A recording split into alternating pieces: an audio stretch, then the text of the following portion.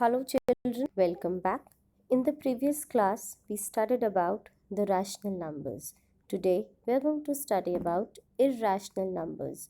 The numbers which cannot be expressed in the form of P upon Q are called irrational numbers. For example, 3.12476. Here we see this decimal is a non-terminating and a non-recurring decimal. Also, some positive rational numbers which cannot be written as the squares of any rational numbers.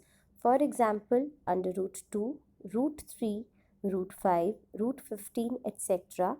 Here we see that 2, 3, 5 and 15 are not the perfect squares, so their square roots cannot be found easily. So they are termed as irrational numbers. Given below is a chart of real numbers that are made comprise of irrational numbers and rational numbers. Rational numbers are further divided as non-integral rational numbers and integers. Integers are made up of whole numbers and negative integers. Whole numbers comprise of the natural numbers 1, 2, 3, 4 and the number 0. Now, there are some facts about real numbers.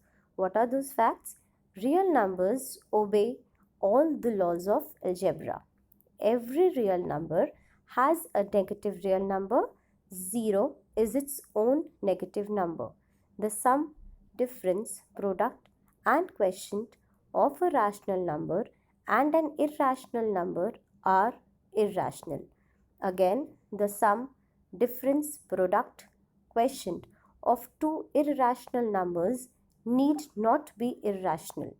Between two unequal real numbers, there are infinite real numbers. Now we have the concept of rationalization.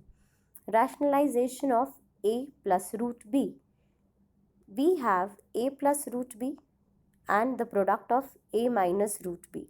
When we multiply 2, over here we see that the identity can be used. We have a plus b and a minus b.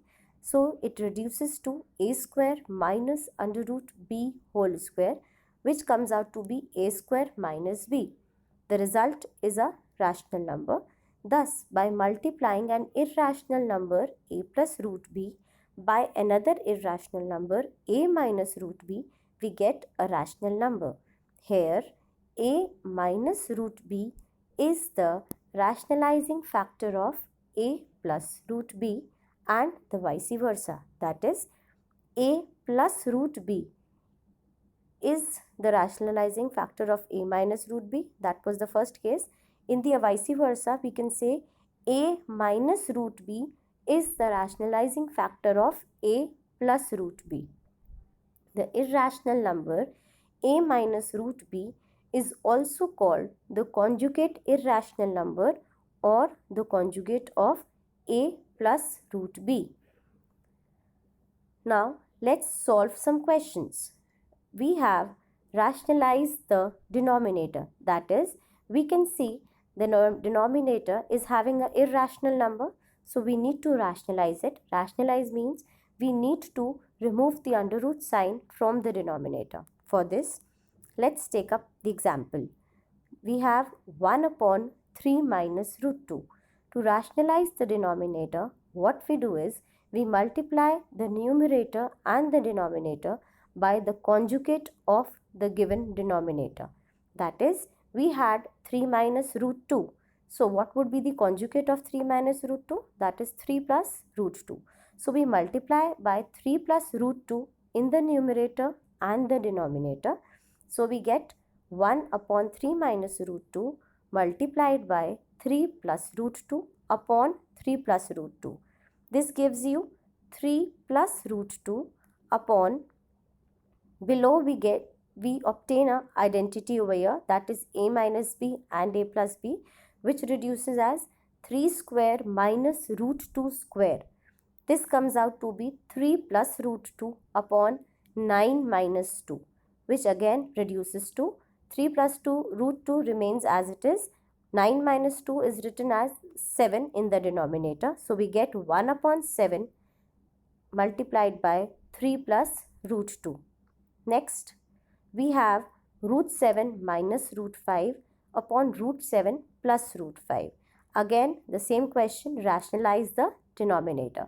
So what we do is multiply by the conjugate of root 7 plus root 5. The conjugate is root 7 minus root 5. It's in front of you. You can see in the above numerator, you see that the identity is being made, that is a minus b whole square. So we get root 7 minus root 5 whole square. In the denominator, we have the identity a plus b, a minus b, that is a square minus b square.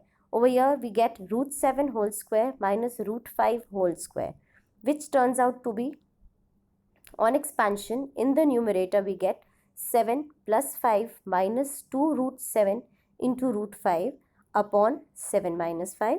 Further simplifying, you get 12 minus 2 root 35 upon 2. From the numerator, we can take out 2 as a common factor. Taking 2 as a common factor, we are left with 6 minus root 35 upon 2. 2 in the numerator and 2 in the denominator cancels out. So the number is reduced to 6 minus root 35. That is your answer. Next concept, or the next type of question that we have is, find the values of a and b if 5 plus 2 root 3 upon 7 plus 4 root 3 is equals to a minus b root 3. Now, the same concept we use over here is, we rationalize the denominator, and whatever answer we'll obtain will equate to a minus b root 3.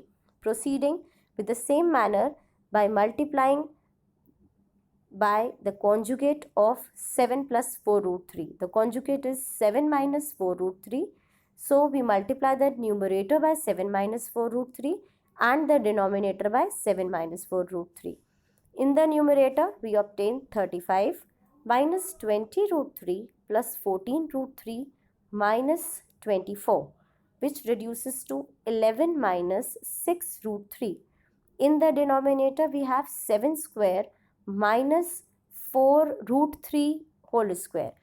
When you are equating 4 root 3, you are solving this, you get 4 4s are 16, root 3 into root 3 is 3, 16 3s are 48. So we are left with 49 minus 48 in the denominator. That is, we get 11 minus 6 root 3.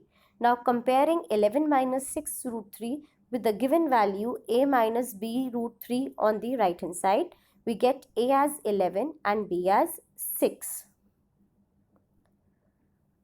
The last type of question is, rationalize the denominator when you have 3 terms in the denominator as 1 upon root 3 minus root 2 minus 1.